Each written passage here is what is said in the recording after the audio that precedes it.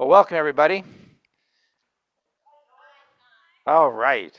I got some response. And that's what this is all about. We have to participate. This is an interactive study, okay? I don't want you just to sit there and doze off. I want you to enjoy this because this is a very special time. It's a time to celebrate. And I'm glad you're here. We have we were praying that the people that were coming would be the people that God wanted here. So you're this is awesome. So God is I have a subtitle to this. God instructs us to keep his feast for a reason. He is above all other gods, and he is powerful. He gets things done. So let's look, first of all, about what the instructions are for being here. And let's see if we can get this to work. There we go. Let's begin by reviewing what it says. It says in the Bible that 3 times a year we're supposed to celebrate a feast to me, to God, in Exodus 13:24. And you can see what this is all about. It starts with the Passover, goes into the Feast of Pentecost, and then we're here at the Feast of Tabernacles at this time. And they all have some meaning. And there are different agricultural things that go with this. So in the spring at the Feast of Unleavened Bread, we have barley. Passover is wheat. And guess what we have for the Feast of Tabernacles? Wine and grapes. They are all part of the agricultural seasons. But more deeply, they symbolize God's ongoing provisions, his blessings, and the stages of his redemptive work among his people. Each element was not only a part of the natural cycle of harvest, but also a sign of the spiritual harvest and blessing that God desires for his people. With that in mind, let's read Exodus 23, verses 14 through 17. Shall we? Who wants to read Exodus 23, 14 to 17? Peggy. Peggy will take care of that. Exodus 23:14 through 17. 3 times a year you shall celebrate a feast to me. You shall keep the feast of unleavened bread for 7 days, and you are to eat unleavened bread as I commanded you, at the appointed time in the month of Abib. For in that month you came out of Egypt, and no one is to appear before me empty-handed. Also you shall keep the feast of the harvest and of the firstfruits of your labors from what you sow in the field. Also the feast of ingathering at the end of the year, when you gather in the fruit of your labors from the field. 3 times a year all your males shall appear before God, the Lord God. So these are the 3 important times. This is the will of God. In these scriptures, we read what God wanted the Israelites to do, and this is what he wants his called, chosen, and faithful to do today. We know from Hebrews 13:8 that Jesus Christ is the same yesterday, today, and forever. And we should be celebrating. Wine, Sukkot, they're all associated with the Feast of Tabernacles. The agricultural significance behind this is the grape harvest, which provides the grapes for the wine. The feast marked the end of the harvest season, and it encompassed the fruit of all kinds, including the grapes. The spiritual significance of the Feast of Tabernacles is that the wine symbolizes joy, symbolizes celebration, and God's abundance. During Sukkot, the Israelites remembered God's provision during their wilderness journey and celebrated the completion of the harvest with wine. That was a joy and a good blessing that God. It was important part of the daily sacred life, used in offerings and to express covenant fellowship with God.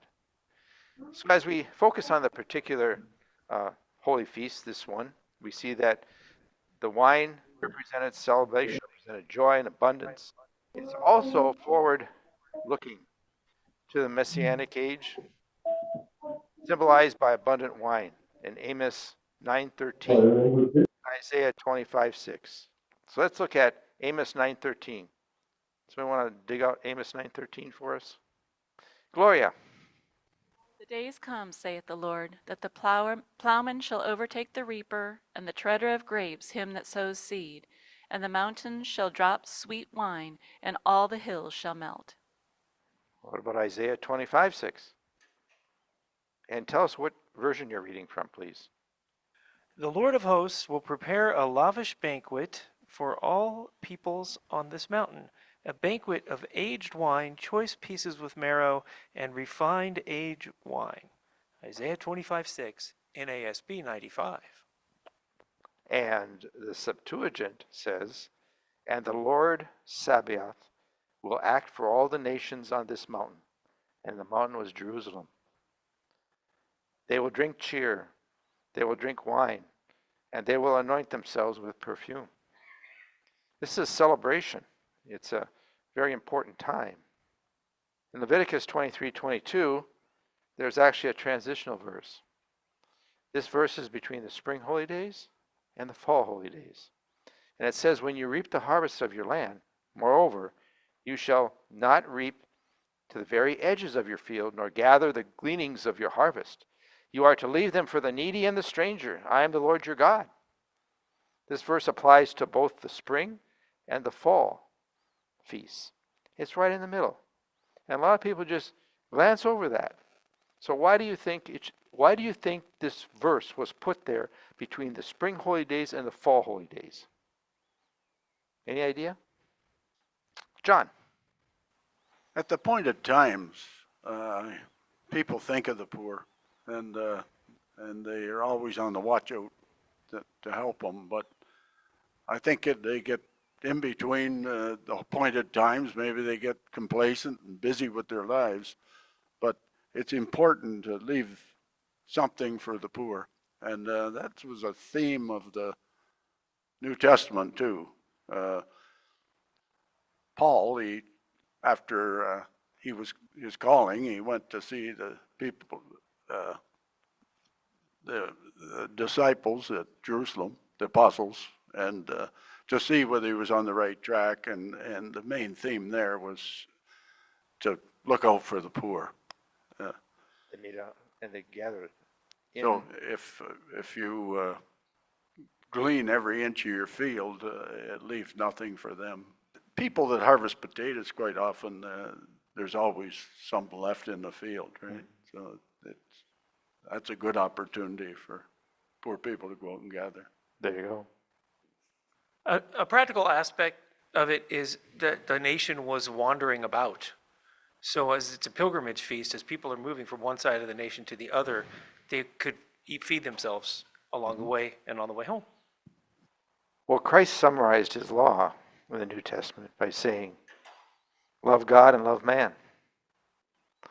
This is a good example, even in those days, in the Old Testament, how we should love one another and love your neighbor, provide for them.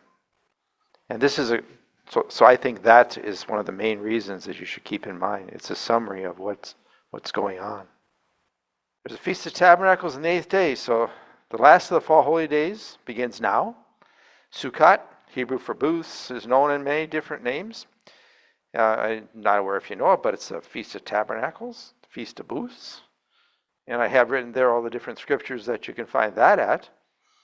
It's the Feast of Ingathering, and that's in Exodus 23:16. Festival of the Lord, Leviticus 23:39. And the festival at the inauguration of Solomon's temple in 1 Kings 8:2. Instructions to observe the Feast of Tabernacles. We read this a little bit earlier. Don read it. Leviticus 23:33-36. And there it says, again the Lord spoke to Moses, saying, speak to the sons of Israel, saying, on the 15th day of the 7th month, in the Feast of Booths, for 7 days to the Lord. On the first day is a holy convocation. You shall not do any laborious work. For 7 days you shall present an offering by fire to the Lord, and on the 8th day you shall have a holy convocation, present an offering by fire to the Lord. In an assembly you shall not do any laborious work. So the first and the 8th day were holy convocations, in which we don't do any work.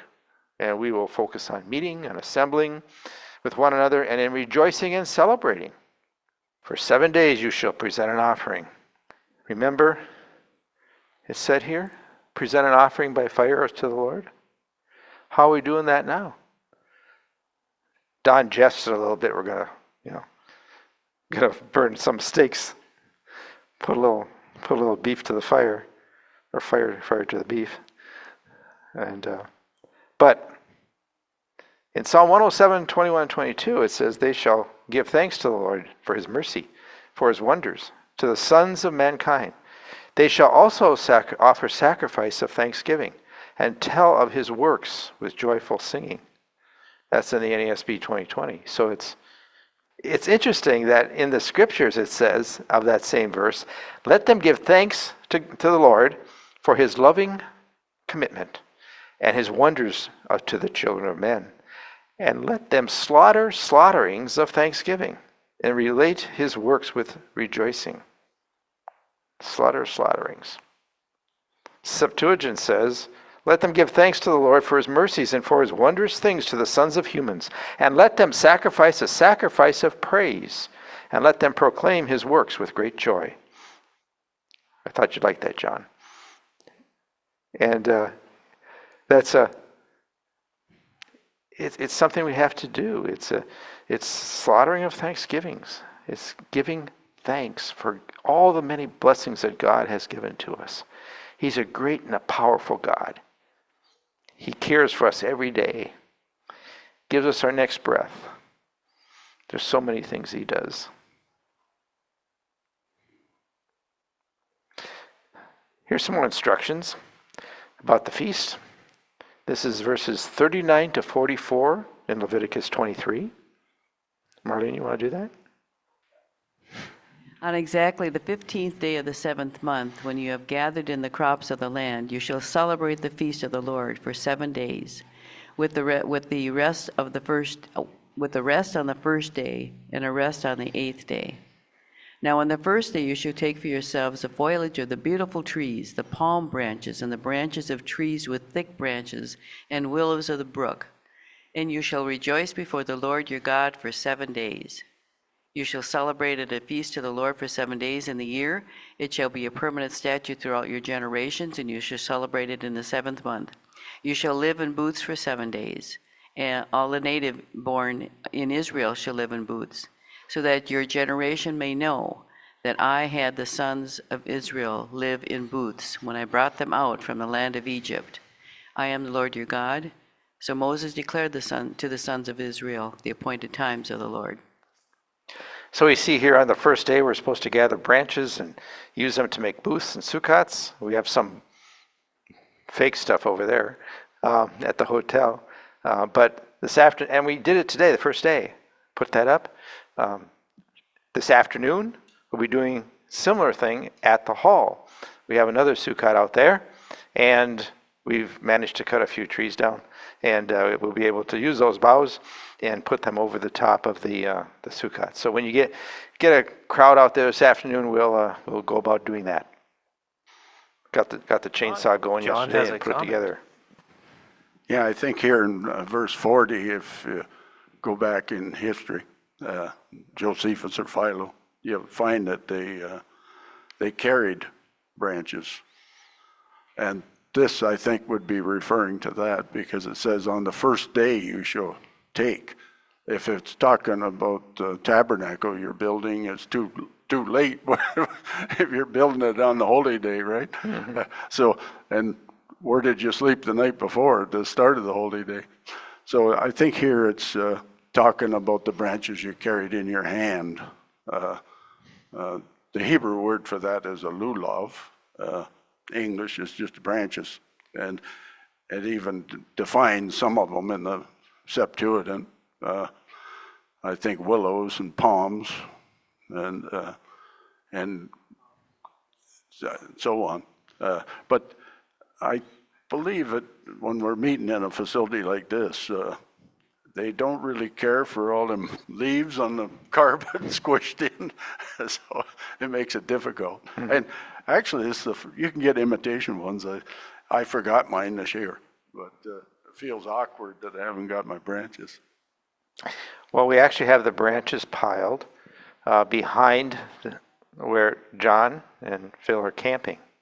So you'll be able to go out and get those boughs and bring them into the shed, and we'll be able to put them up there. Okay? And since I'm like an electrician somewhat, claim to be, we've wired up the Sukkot so it has a dimming switch and receptacles and all that sort of comforts that you have at home.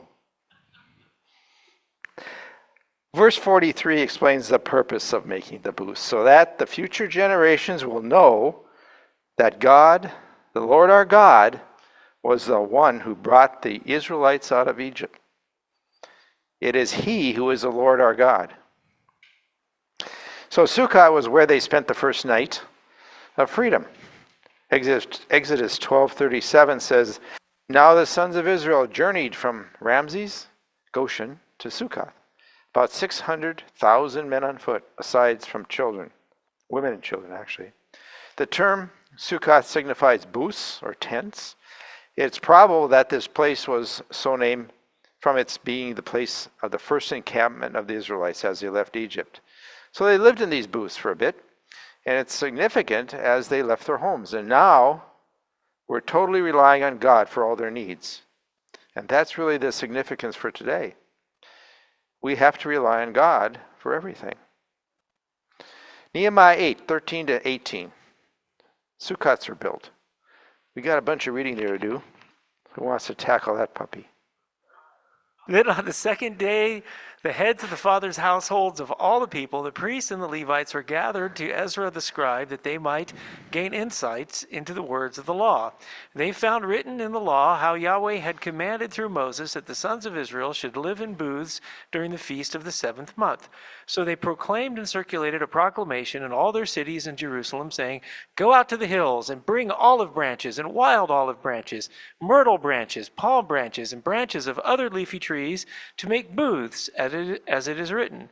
So the people went out and brought them and made booths for themselves, each on his roof and in their courts and in the courts of the house of Elohim and in the square at the water gate and in the square at the gate of Ephraim. The entire assembly of those who had returned from the captivity made booths and lived in them. The sons of Israel had indeed not done so from the days of Joshua, the son of Nun, to that day. And there was great rejoicing. He read from the book of the law of Elohim daily, from the first day to the last day. And they celebrated the feast 7 days, and on the 8th day there was a solemn assembly according to the ordinance. Thank you. Appreciate that, Chris. I'd like to point out that this is something they hadn't done for quite a while. And what else did they do? In verse 18, it says, they read from the book of the law of God daily. Let's look at that a little bit closer. Every 7 years, we're to read the law at the Feast of Tabernacles. It says, so Moses wrote this law and gave it to the priests, the sons of Levi, who carried the ark of the covenant of the Lord, and to all the elders of Israel. When then Moses commanded them, saying, at the end of every 7 years, at the time of the year of release of debts, at the Feast of Booths, when all Israel comes to appear before the Lord your God at the place which he will choose, you shall read this law before all Israel, so that they hear it. Assemble the people, the men, the women, the children, and the stranger who is in your town, so that they may hear and learn and fear the Lord your God. And be careful to follow all the words of this law. And their children who have not known will hear and learn to fear the Lord your God, as long as you live on the land which you are about to cross the Jordan to possess. So in Deuteronomy 31, we're told to read the law. Something we should not forget. We should read the law on the 7th year of the Feast of Tabernacles. So all of us read the book of Deuteronomy together as a group during the 2020 Feast of Tabernacles when we met at Warren, Wisconsin. Most every day that we met there at the feast at the Three Bears Resort, I prepared a slideshow, and we went through the slides, and everybody commented on the various parts of the law. In 2020, when we met, there was a lively discussion, and everyone learned something, I think, that day, that feast. So we'll plan to do it again in 2027. We got a ways to go yet, don't we? God willing. The law is the book of Deuteronomy. Deuteronomy is actually a contract, if you look at it. It's a contract that Israel agreed to. God made this with the Israelites. It says in Deuteronomy 31, verse 10 through 12, "And Moses commanded them in that day, saying, After 7 years, at the time of the year of remission, in the Feast of Tent Making," you know what the Feast of Tent Making is, right? Feast of Booths, it's now. "In the coming together of all Israel to appear before the Lord your God in the place that the Lord may choose, you shall read aloud this law before all of Israel into their ears, having assembled the people, the men and the women and the offspring and the sojourner in your cities, in order that you may hear and in order that you may learn to fear the Lord your God. And they shall listen to do all the words of the law." So when we met, we went around and we would read. Everybody would take turns reading the book of Deuteronomy, and it got up to Peggy Will's turn to read, and she started with chapter 27. And in chapter 27, it says some of the blessings and cursings that you would do, and it says at the end of every verse or every few verses, and all the congregation said, "Amen." So we had her read that. And when it came to the amen, everybody shouted, "Amen!" And we did that through the whole chapter. Quite frankly, it was a blast. And we all had a good time. We went through it, and I led that session. And we set up a precedence by doing that. Precedence was early in the morning, we'd get together, and for an hour and a half, maybe 2 hours, we'd read it. And then we went on later to do the main message of the day. We're going to follow that same kind of thing today, this feast, where we have a focus on a theme. And this time we asked Tagore to lead that. And it's going to be about God's throne, keeping the vision. If you'll see it there. It's going to be started at 9 o'clock each morning. Well, actually 5 mornings, not every morning. Give them a break.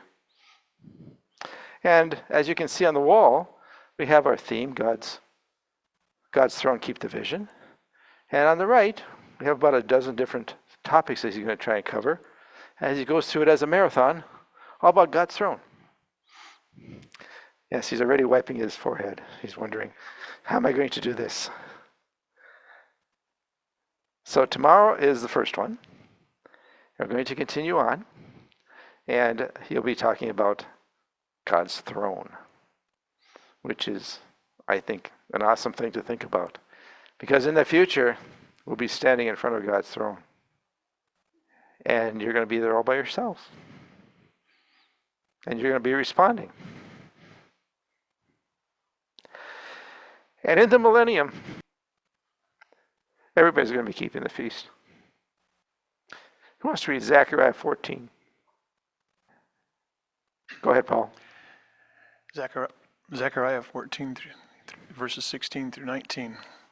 Then it will come about that any who are left of all the nations that came against Jerusalem will go up from year to year to worship the King, the Lord of armies, and to celebrate the Feast of Booths. And it will be that whichever of the families of the earth that does not go up to Jerusalem to worship the King, the Lord of armies, there will be no rain on them. And if the family of Egypt does not go up or enter, then no rain will fall on them. It will be the plague with which the Lord strikes the nations that do not go up to celebrate the Feast of Booths. This will be the punishment of Egypt and the punishment of all the nations that do not go up to celebrate the Feast of Booths. So we hear today about how they're trying to control the weather. Some people call it a conspiracy, some don't. Well, God controls the weather for sure. There's no doubt about it. And the people that don't want to keep the feast are going to find out that they don't get any rain. So they're going to probably come up the next year. So that's how we worship God. But why do we worship God? He tells us what he wants us to do for his feasts. His 3 feasts are, you're supposed to do these things, you're supposed to celebrate. And I think it's important, after we looked at all these sides, to figure out why we want to do that. Throughout the Bible and sacred history, there are some significant events where God is portrayed as directly intervening in the course of man's history.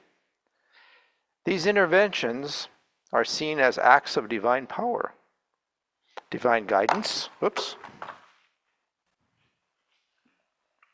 divine guidance and judgment and mercy, often shaping the destinies of individuals, nations, sometimes the whole world. That's when we realize that we are not alone in this world. It's the powerful God who is in charge of the affairs of men. That's what we worship. That is the God we worship. And that should give us some comfort and some reassurance that we're not here alone.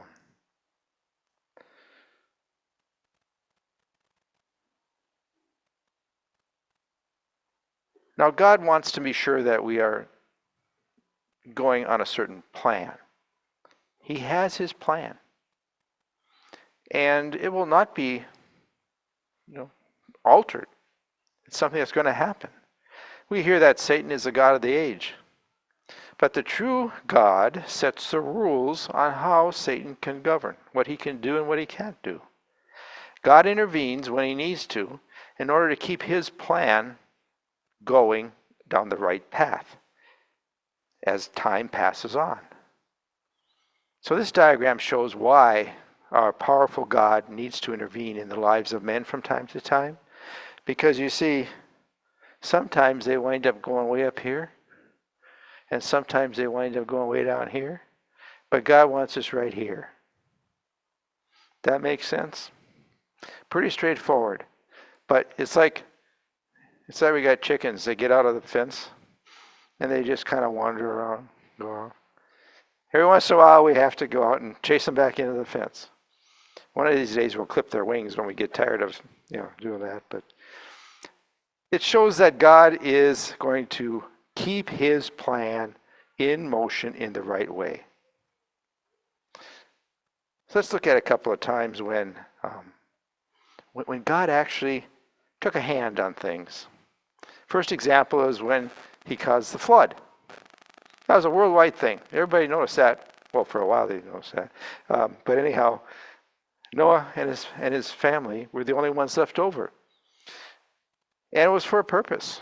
The event, due to humanity's widespread wickedness, God sent a flood to cleanse the earth, saving only Noah and his family and many pairs of animals in the ark.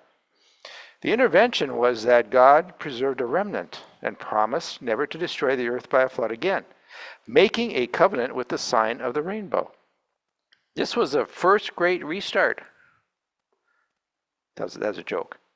Restart. And they restarted.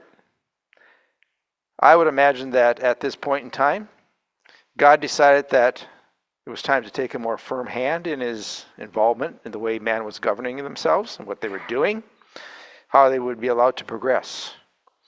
It hadn't been too long before he had to get involved in man's plan to do something. And it happened in the land of Shinar as well. The earth was recreated for us around 4000 BC, and the flood occurred around 2400 BC. So it was quite a while of time there before they got to the point where they were having a lot of trouble. So the second one was he used his power to redirect mankind on how to take care of themselves. You'll notice it's a black tower. God confused their language, and the event was They said, come, let us build a tower, build ourselves a city and a tower whose top will reach into heaven. And let's make a name for ourselves. Otherwise, we'll be scattered abroad over the face of the earth, which is, of course, what God wanted in the first place. Intervention. God used his power to scatter the people according to his plan. This set the stage for man to move much more slowly towards the end times than they would have otherwise. So this passage explains how the nations were scattered, and it was around the ancient world that they went. It's a message of God's power, though. It's basically that they prided themselves in what they could do, and they feared getting taken over again. Maybe they feared a flood. It's interesting that word, that pitch they use there. Let's see, maybe it's the next slide. No, I want to talk about it here. This, the ability to speak. Think about how gentle God worked with the people at this time. He didn't say, you can't build this thing. Instead, he used a technique where he said he didn't allow them to communicate. They wanted to be able to go out and build all of these things up, and that darkness is the pitch. That was the same pitch that was used when they built the ark on the inside and the outside, because they didn't want another flood to take them out.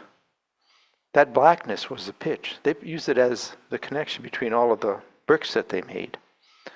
And they feared what was going to happen, what might happen. They didn't believe God, did they? He said there won't be any more flood. Watch the rainbow. They didn't. But what do we have today? Computer software. You know what the computer software can do? Instantaneously translate somebody speaking one language into another as you're on the telephone. And your language into another language that you're speaking out. They have call centers that do this for different places in the world. And they're huge. I've toured some of them. Huge call centers. And they have little signs hanging down like 3M, another one Honeywell, another one some grocery store. And they're suspended from the ceiling. They have groups of people clustered around, and they answer questions about that company as if they were members of the company. And the interesting thing was they were all taking calls from different languages around the world. So we're back to that point. We can do that now. Think about the end times. And they can make a great name for themselves. So a third example are the plagues. Yes, Chris? I've always thought it, I got it. I've always thought when people work on those big projects like that, right, when the people who work on the Tower of Babel, you know, the workers think they're going to be the ones that are going to be saved, right? Same as the people who are working on Elon's starships today, right? All the people who do the work think that they're going to be the ones to escape the tribulation, so to speak. And it's weird that cycle continues with mankind, as how many times do the people who do the work, you know, end up being the first ones, you know, shot by the communists, you know? Yeah. I think there's a verse, I'm not sure which one it is right now, but there's a verse in the Bible that talks about that those that work in vain building something, trying to store things up, and just so someone else can come and take advantage of it and be able to enjoy all of their work and fruits. A third example, I think it's the last one I'll be using, is the plagues that God called on Pharaoh, because he was not releasing the Israelites. I thought it was interesting. There's a God here for each one of the plagues, and you can see them all listed. Can't pronounce them, but that's what they were. And the interesting thing is, I found out historically, they had over 1,000 gods. They had a God. I mean, think of, you almost have to work at it to think of 1,000 different things that you'd want to separately worship and have a God for it, wouldn't you? 1,000, over 1,000. And he used a few of them here to represent the plagues. So in this manner, God worked with Pharaoh to release the Israelites according to his plan. God worked in a way to expose his human pride, Pharaoh's human pride, false religion, oppression, while simultaneously demonstrating his sovereignty and his power. God sent the first 4 plagues only to all the people, but the 5th through the 10th were only on Pharaoh, or on Egypt, not on the Israelites. Through this interaction, God fulfilled his promise to the Israelites, brought judgment upon Egypt, and revealed his authority over the nations, showing that his will cannot be thwarted. Basically, God wanted Pharaoh to come to know him. He wanted to teach Pharaoh that there was only one God, not over 1,000 gods. I think he was pretty effective. I think that he was successful in doing that. So here are some other times that God intervened in the affairs of men, and it pushed people back into the times when they would follow things according to God's plan. And I'll just read them off a little bit here. The parting of the Red Sea, that was pretty substantial. Israel saw they could get out of a tight spot. They're talking tight spot. This is the Red Sea was in front of them. The Egyptian army was back, and each side had rocks. So it was either straight ahead or get captured. The manna in the wilderness, they had nothing to eat. Well, they were given something to eat. They were given what's it? Right? Manna. Elijah had a contest in Mount Carmel. And you read that, it's like a blast. I mean, he's teasing these guys, Yeah. Well, maybe your God is sleeping. Shout a little louder.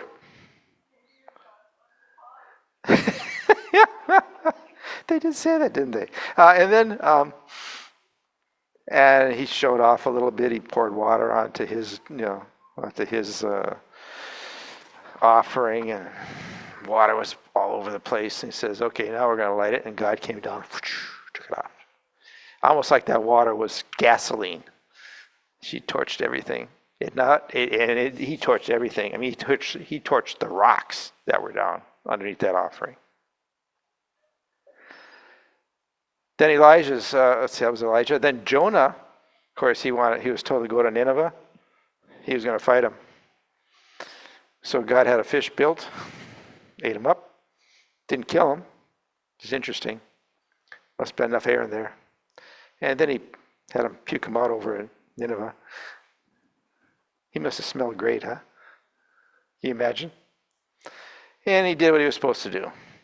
But the people in Nineveh, after 40 years or so, they failed anyhow, and they still got wiped out.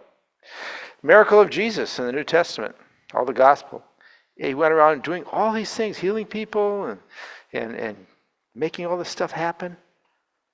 And what good did the miracles do at that time?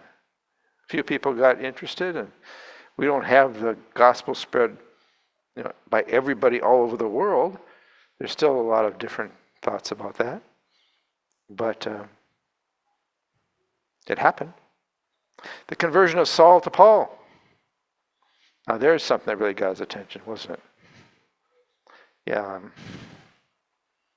If you were Saul killing everybody, persecuting all the Israelites and all the Jews, and they were trying to follow the way, that was the way. And God instructed him very carefully. That got his attention. On the way to Damascus, he couldn't see. But he was moved in the right direction. Paul really, Saul Paul, we want to call him, he was taught well. He had all the best teachers. He knew the law. He knew what was going on. But he didn't want to believe until God talked to him and got him moving in the right direction. So, brings us to the end. Any comments? Any questions? Yes, Tagore.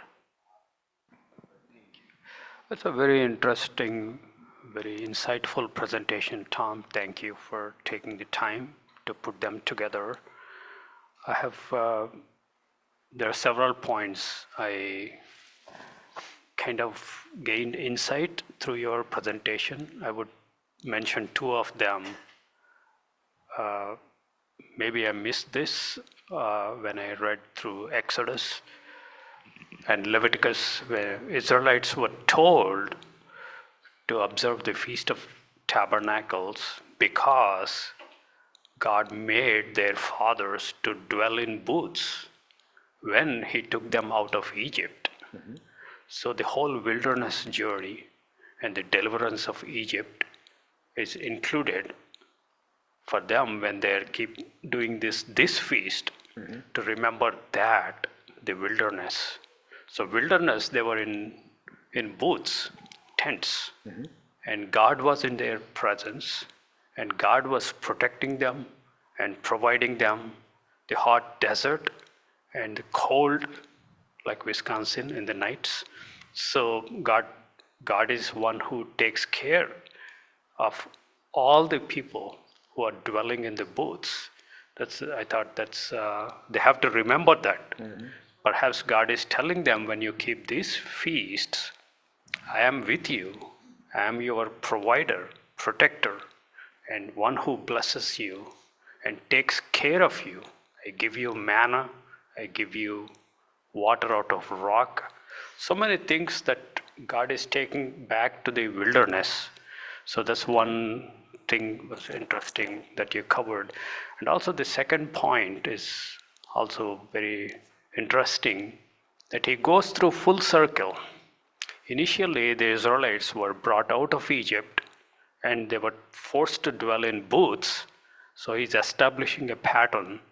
And then your last verses is, not only Israelites would be doing this feast, mm-hmm. out of Egyptians, even the Egyptians are now forced to keep the Feast of Tabernacles when Christ returns in the millennium setting.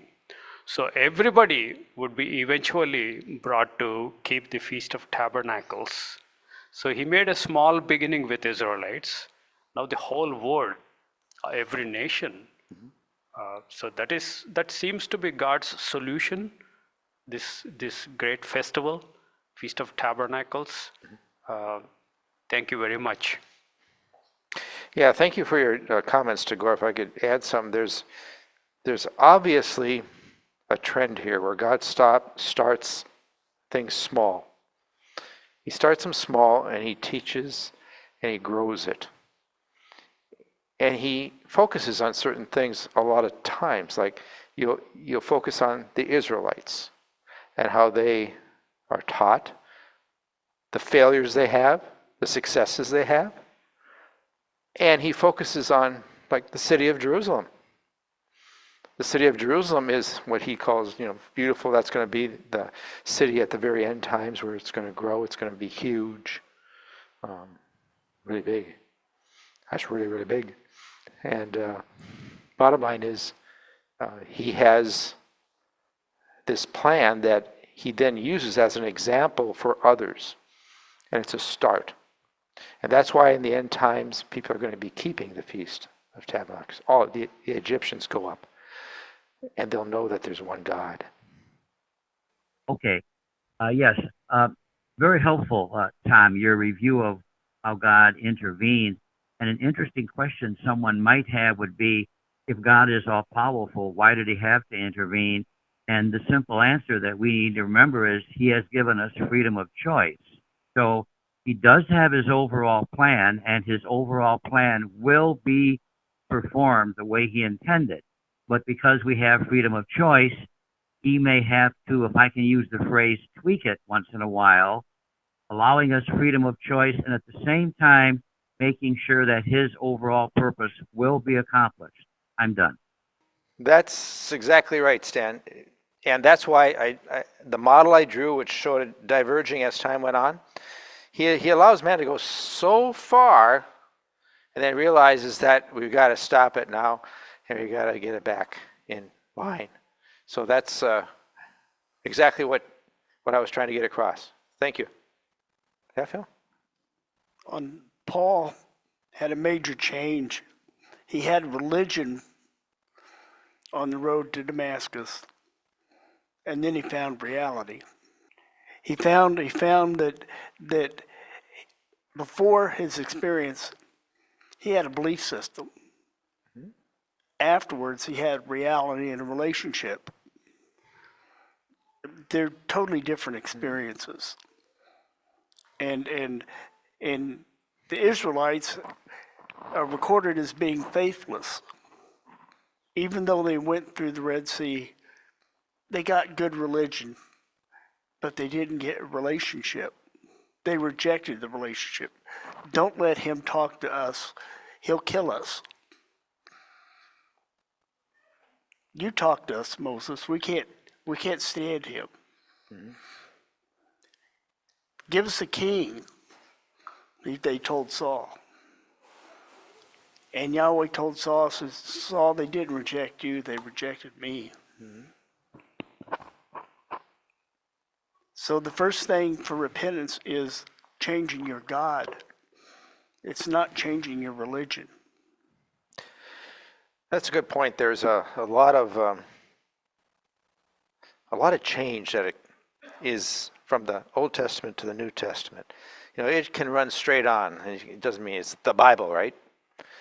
But things have changed, and that is that there's nothing between. Once that veil was torn, there is nothing between you and God. It's a situation where you have a personal relationship. We have a personal God who is there to care for you and provide for you. And that's such an important thing to understand when you're going from the Old Testament to the New Testament and the veil is torn and you now have access to God. You don't need anybody between you and God. Nobody's standing there. When it says you're before God, it means you're there before God and there isn't anything in front of you. And we've got a comment online. Actually, I'm just going to go ahead and read Rod's comments. He said something to the effect relates to Zechariah, and I apologize, I don't know where in the presentation that comment relates. And then he also noted, it seems like there were 3 tragic events: the fall of man, the Nephilim, and the Tower of Babel. If you don't want to comment to that, I have more comments. Can you hear me? Oh, No, sorry. Could you hear any of that? most of it, but keep going. Oh, it seems like there were 3 tragic events: the fall of man, the Nephilim, and the Tower of Babel. And that's all the comment is. Well, there were lots of them actually. Right. God intervenes in the cases where He needs to. Some were worldwide, as I mentioned. Some were national, and some were just one-on-one with Jonah. So there are different ways that God has to intervene. What He's looking for is to get His message out, to get people to understand who He is, and to know that so we know that He is God. That's the reason. Does that help? I assume so, and then I'm speaking for myself now. I find it interesting that the founding fathers intended for education so that people could learn to read the Bible, just like you were talking about reading the law. Mm-hmm. You know, every 7 years. There's no reason we can't read the law every year, but that's another point. Mm-hmm. And that today's culture war doesn't really focus on learning in order to read and comprehend the laws and laws in general. So I just thought that was an interesting point. And the other that you read about, if they don't come up and keep the feast, they get no rain. Mm-hmm. this is one of the verses that I use to counter those who've kind of fallen away from our fellowship, or not fellowship, but our walk. Because I'm like, well, why would we be keeping the feasts? And then you're saying Christ died, and we don't have to keep the law or the feasts anymore, but in the future we're going to be doing it again. So last time I checked, he's the same yesterday, today, and tomorrow. Why would he have a sudden pause? Right. So if any of you are looking for ammunition when you're discussing with people, that's a good one. Other than that, in the immortal words of Stan the Man, I'm done. Good comments. Yes, I think I covered those things, and it certainly is a solid piece of scripture when it says they're going to be keeping the feast in the future. It doesn't just leave it go. I mean, I think that's a really big promise. Any other questions? Yes, Tagore. In your very first presentation slide, you mentioned Passover, Pentecost, and Tabernacles. All three are something to do with harvest, right? So my question is, why the third one is called also Feast of Ingathering? The word ingathering, how is it different from other two? That's probably an English question. I was trying to see if I had a comment on that as